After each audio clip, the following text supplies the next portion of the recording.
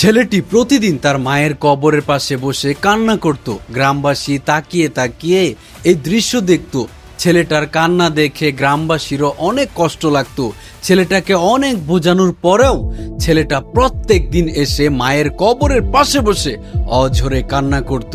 একদিন ইমাম সাহেব ছেলেটিকে জিজ্ঞাসা করলেন, বাবা, তুমি তো জানো তোমার মা ইন্তেকাল করেছেন, তোমার মা এই পৃথিবীতে আর কখনোই কোনোদিন ফেরত আসবে না, তবে কেন তুমি প্রত্যেক দিন এই জায়গায় এসে কবরের পাশে বসে কান্না করো?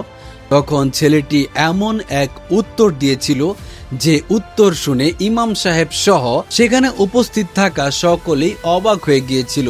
ছোট্ট সেই ছেলেটি সেদিন হুজুরকে বলেছিল, হুজুর, আমি জানি আমার মা আর কখনোই এই পৃথিবীতে আসবে না, আমি জানি আমার মাকে আমি আর কখনোই কোনোদিন ফিরে পাবো না, কিন্তু এটাও সত্য আমি আমার মাকে কখনোই কোনো দিনও ভুলতে পারবো না।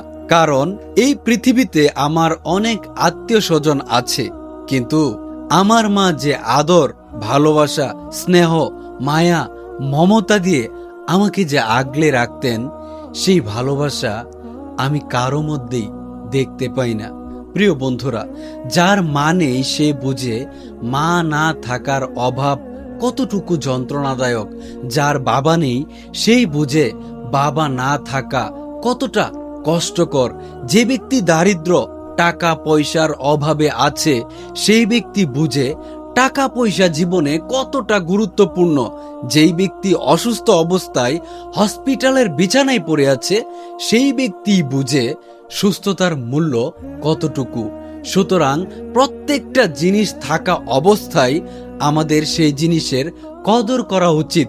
আল্লাহ তাআলা আমাদের সকলকেই সঠিক বুঝদান করুন। আমিন।